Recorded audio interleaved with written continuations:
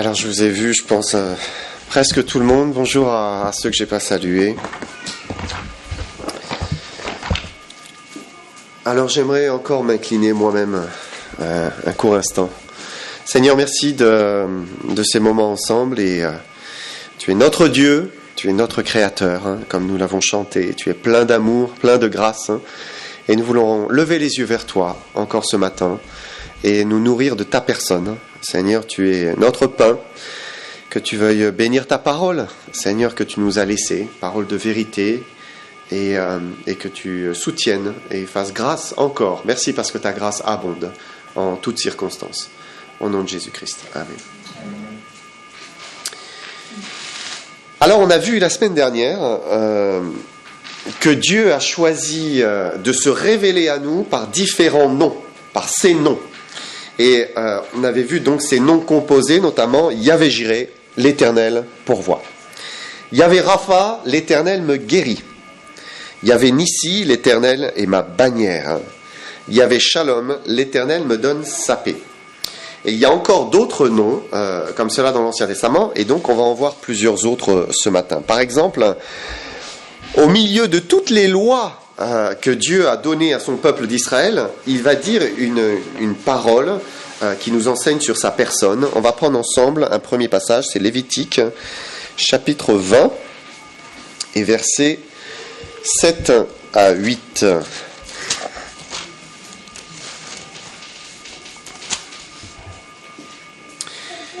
Où Dieu dit, « Vous vous sanctifierez et vous serez saints. Car je suis l'Éternel, votre Dieu. Vous observerez mes lois, vous les mettrez en pratique. Je suis l'Éternel qui vous sanctifie. » Et donc il y a d'abord cet ordre, vous vous sanctifierez et vous serez saints. Et donc toutes les lois, les ordonnances, les commandements n'avaient pas d'autre but. Hein. Il s'agissait bien d'être mis à part pour Israël, mis à part de toutes les autres nations, différents dans la moralité, dans l'intégrité, l'équité, la justice. Dieu voulait que son peuple lui ressemble, soit un reflet de lui. Et étant donné que maintenant ils portaient le nom de peuple de Dieu, ils étaient le peuple de Dieu, alors il était normal qu'ils soient un reflet de ce qu'il était, un Dieu qui est saint. Et quand on obéit à ces lois, à ces commandements, eh bien, on est à part, hein, on se tient à part à ce moment-là, hein, pour Dieu. Vous observerez mes lois, vous les mettrez en pratique. Et Dieu dit, parce que je suis Yahvé Kadesh, ou Yahvé Kadash, c'est-à-dire le Dieu qui vous sanctifie. Je suis le Dieu, l'Éternel, Yahvé, qui vous sanctifie. Et il est certain qu'en donnant toutes ces lois et en poussant Israël à garder toutes ces lois et les mettre en pratique, eh bien Dieu était en train de sanctifier son peuple d'Israël petit à petit. Hein, il en faisait un peuple qui était à part. Mais en même temps, ce nom de Yahvé Kadash, ça nous enseigne aussi une vérité précieuse, une vérité qui prend tout son sens finalement dans la nouvelle alliance aujourd'hui.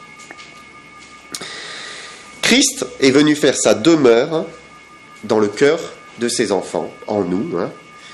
Et une erreur courante dans la vie chrétienne, c'est de se dire, il faut que je sois plus saint. Il faut que je mette tous mes efforts, que je me sanctifie moi-même pour plaire à mon Dieu. Il faut que je travaille pour cela. Et c'est louable comme pensée. Hein. C'est une belle pensée, hein. Désirer la sainteté, mettre tous ses efforts pour devenir plus saint, plaire au Seigneur. Mais la plupart du temps, c'est l'échec. C'est un échec.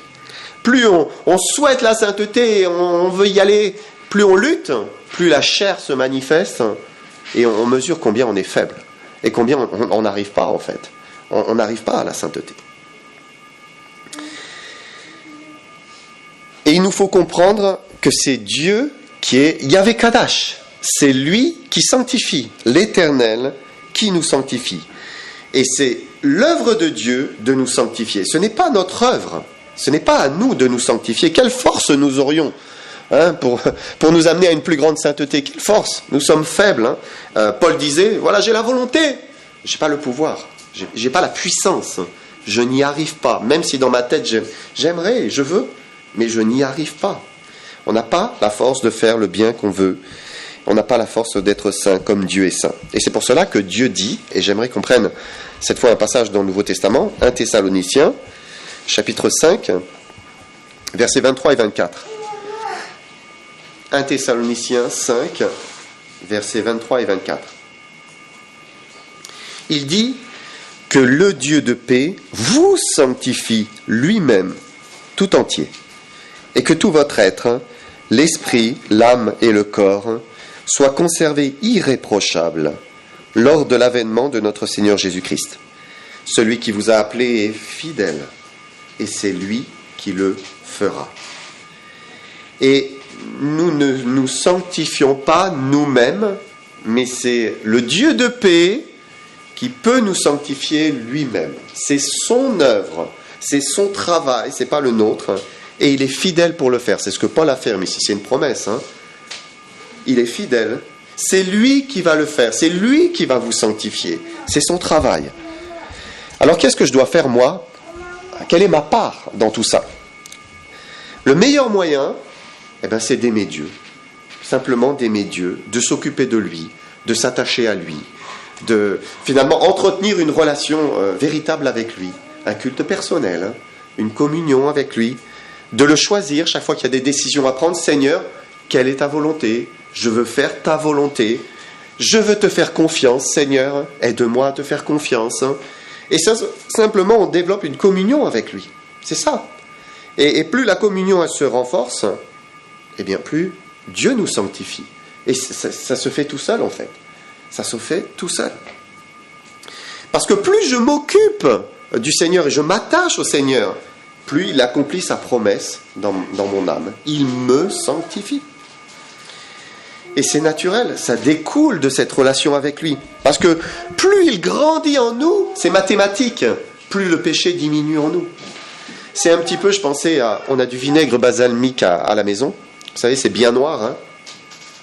Vous remplissez un verre de vinaigre, plein. Et ensuite, vous versez de l'eau. Plus vous versez d'eau, plus le vinaigre en sort.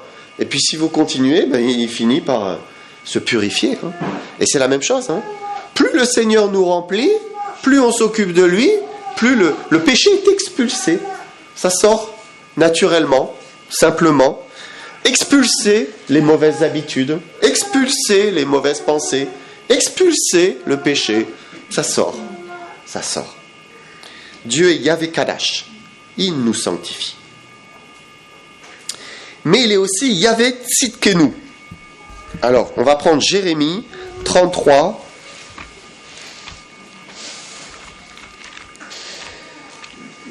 Jérémie 33, et on va lire les versets 14 et 16.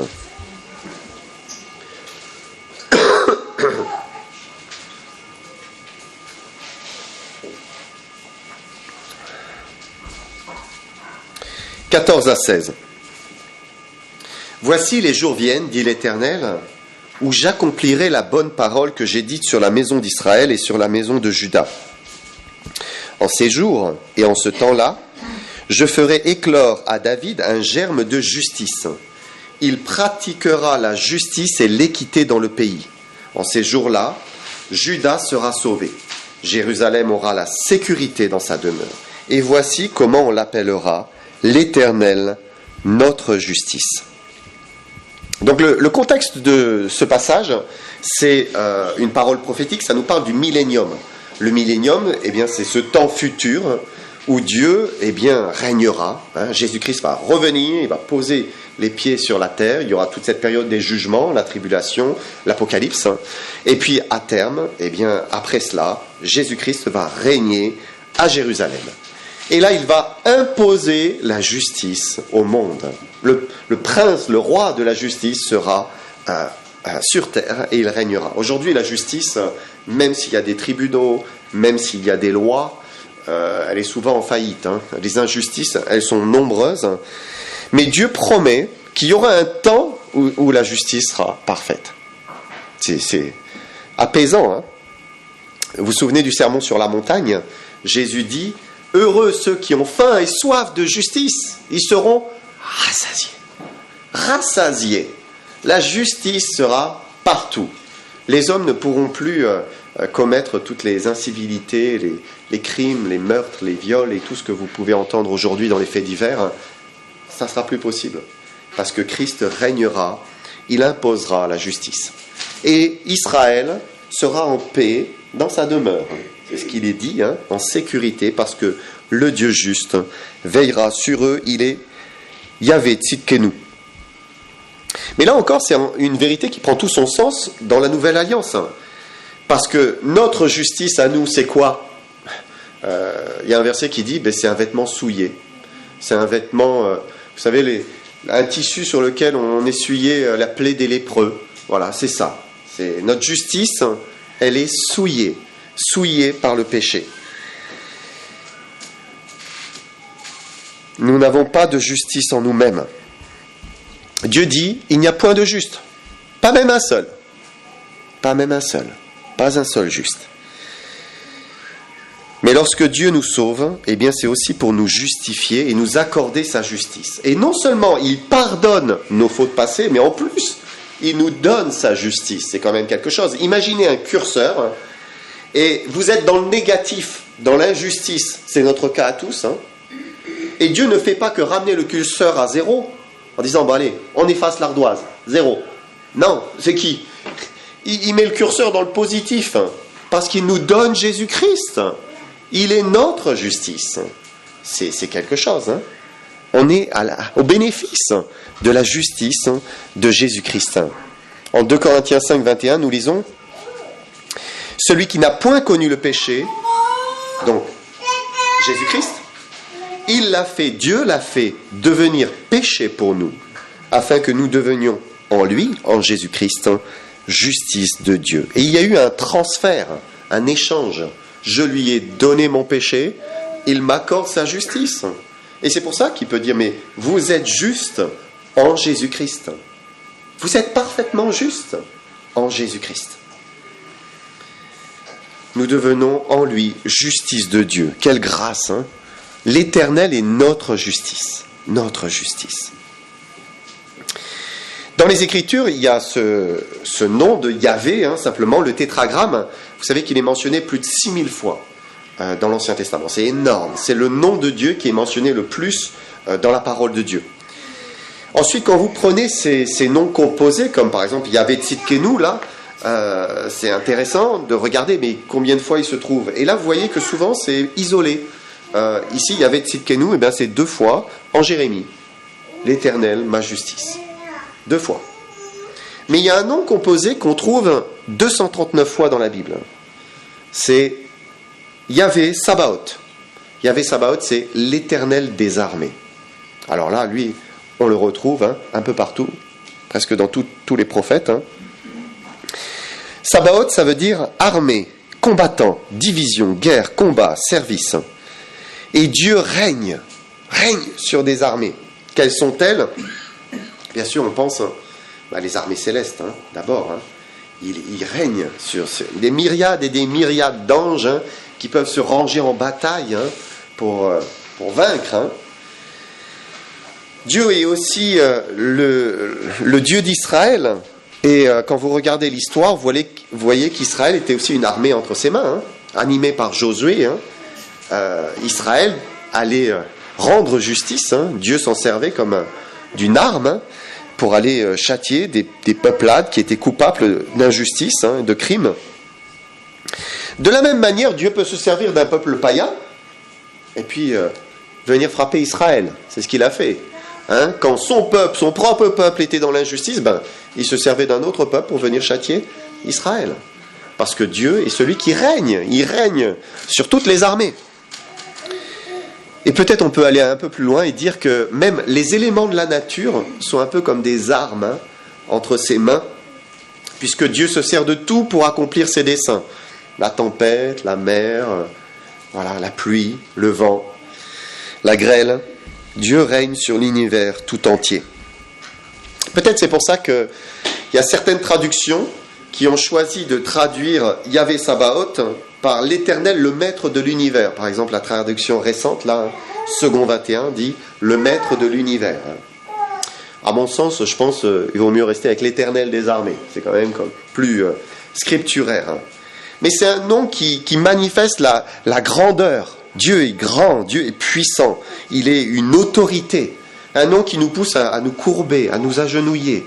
Il est le maître de l'univers. Qui s'opposera à ses pensées? Personne. Personne. Et donc il faut le craindre. Il faut le craindre. Et en même temps, il est Yahvé Roi. Qu'est-ce que c'est Yahvé Roi? J'avais oublié moi-même ce nom. Hein. On oublie à force, on l'apprend et on l'oublie. Vous allez vite comprendre. C'est le nom que David a utilisé dans le psaume 23.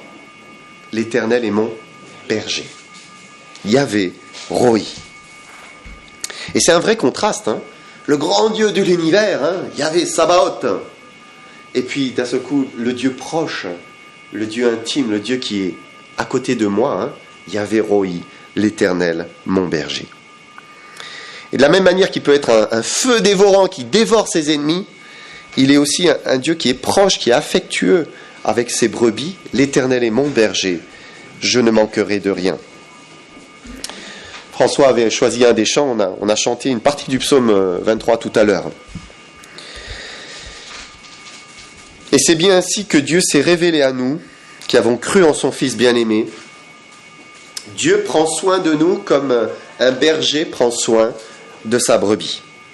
Jésus a dit, « Je suis le bon berger. Le bon berger donne sa vie pour ses brebis. »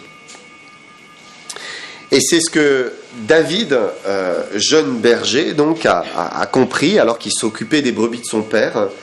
Il les gardait, il paissait le troupeau et il avait tout le temps. Hein, et il méditait sur l'Éternel en s'occupant de ses brebis. Et il s'est dit, mais finalement, Dieu que j'aime, c'est mon berger. Et moi, je suis sa petite brebis. Et il prend soin de moi. Et alors, eh bien, il a été poussé à écrire ce psaume 23. Parce que comme le jeune David était prêt à tout pour prendre soin de ses brebis, eh bien, il a compris que Dieu était prêt à tout aussi pour prendre soin de lui et de chacune de ses brebis. Je me souviens, récemment, j'avais vu aux informations, je pense que c'était les incendies en Grèce, suite à la canicule. Là. Il y a des gens qui ont tout perdu. Et il y avait un berger qui était consterné en pleurs, hein, parce qu'il avait perdu, je pense, 200 têtes. C'était tout son héritage, en fait, hein, ce qu'il avait... De génération en génération, s'était transmis le troupeau et c'était toute sa vie. Il avait tout perdu parce qu'il aimait ses brebis. Et un bon berger, il aime ses brebis profondément. Il est prêt à tout pour ses brebis, pour qu'elles ne manquent de rien. Alors David l'a exprimé dans son psaume. Qu'est-ce que va faire un berger pour que ses brebis ne manquent de rien? D'abord, il dit, il les conduit vers des verts pâturages. La brebis, elle n'a pas besoin de se soucier. Le bon berger prend soin d'elle. Alors, eh bien, on peut le voir physiquement. Hein, Dieu nous nourrit, Dieu pourvoit, Dieu nous donne du travail. Il y a un aspect physique, matériel, mais aussi, bien sûr, il y a tout cet aspect spirituel. Dieu pourvoit à la nourriture pour notre âme. Il nous donne des verts pâturages. La brebis a soif, il la dirige près des eaux paisibles, des eaux rafraîchissantes. Hein. Il désaltère son âme de vérité, de pensées qui vont... merci Seigneur. Ensuite, il veille à la conduire dans les sentiers les plus sûrs, les plus droits au regard de la justice. Je pensais à ce cantique-là. Il me conduit. Vous avez la suite, hein? Douce pensée, repos pour mon âme lassée. Voilà. Le Seigneur me conduit. C'est merveilleux, merveilleux. Et puis quand il n'y a pas le choix, quand il faut descendre et traverser la vallée de l'ombre de la mort, la vallée de l'épreuve, la vallée de la souffrance, de l'incompréhension, eh bien, le berger, il est là, toujours là, il reste avec sa brebis. Je ne crains aucun mal, car tu es avec moi. Ta houlette et ton bâton me rassurent. Et tant qu'elle reste près de son berger, la brebis, elle n'a rien à craindre. Tout va bien, tout va bien. Bien sûr, le danger existe si la brebis, elle veut faire comme la chèvre de M. Seguin.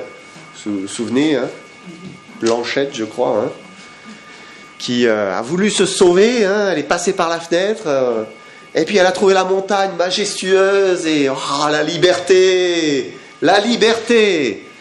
Et puis la nuit est tombée et elle a lutté toute la nuit et à la fin, elle s'est laissée manger par le loup. C'est ça, hein?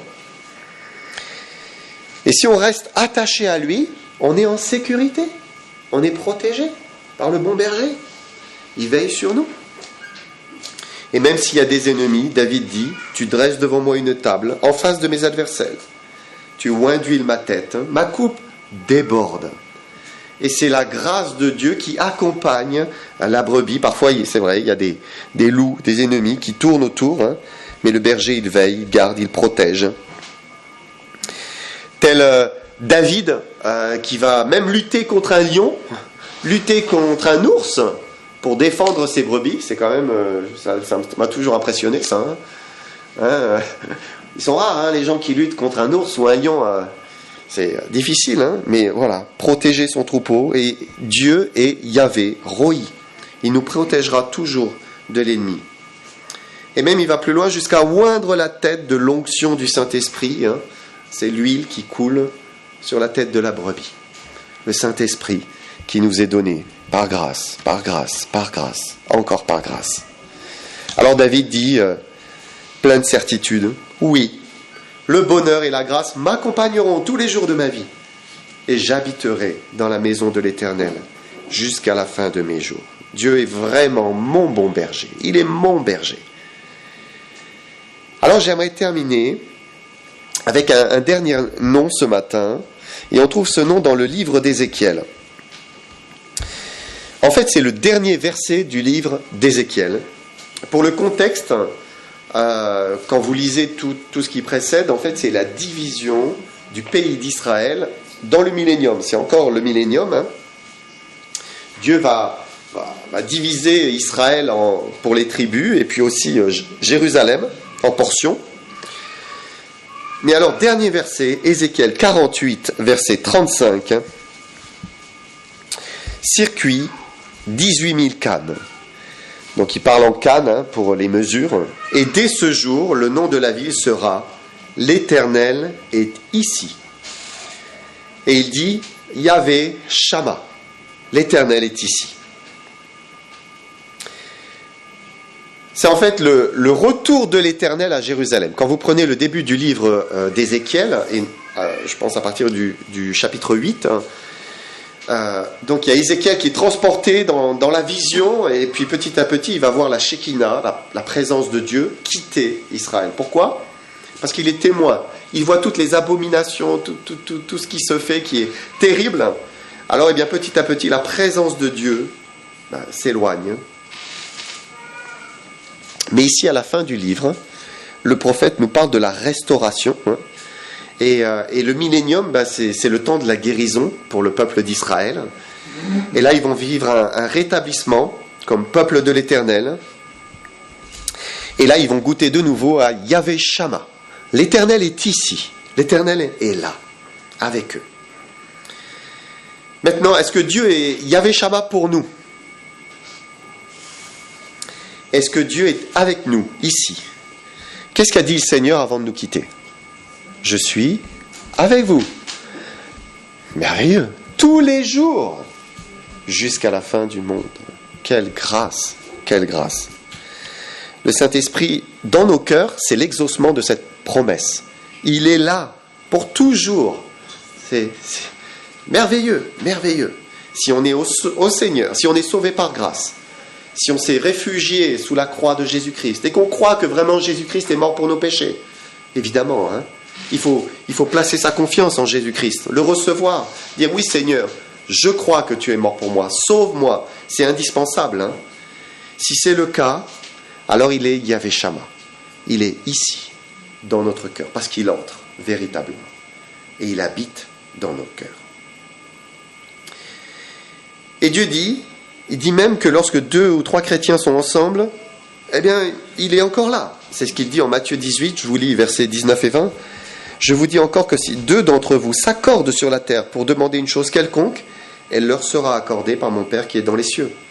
Car là où 2 ou 3 sont assemblés en mon nom, je suis au milieu d'eux. Yahvé Shama. Et c'est une promesse encore. Hein. Si des chrétiens s'unissent, s'ils s'aiment, s'ils veulent vivre ensemble, marcher ensemble, demander les mêmes choses ensemble, prier ensemble, Seigneur promet, il dit « Je suis au milieu d'eux. Je suis ici. » Alors bien sûr, Dieu ne cautionne pas le péché. Hein. Il ne le cautionnait pas dans le passé, il ne le cautionne toujours pas, que ce soit dans le cœur d'un chrétien, que ce soit dans le cœur d'une assemblée. Hein. Dieu ne cautionne pas le péché. Mais là où il y a un esprit de repentance, là il y a un esprit d'humilité, de pardon, d'amour, eh bien alors là, Dieu est là, il est ici, il est Yahvé Shammah. Pour nous qui l'aimons et croyons en lui. Alors il est Yahvé Kadash, c'est lui qui nous sanctifie lui-même, pas nous. Il est Yahvé Tzidkenu, il est notre justice. On n'a rien en nous-mêmes, mais simplement parce qu'il est en nous, alors eh bien on est juste. Il est Yahvé Sabaoth, hein, l'Éternel des armées, il va combattre aussi pour nous. Pour nous. Il est Yahvé Roi, notre berger proche et aimant. Et il est si proche qu'il vient habiter dans notre cœur pour être Yahvé Shammah, l'Éternel qui est ici. Que le Seigneur vous bénisse.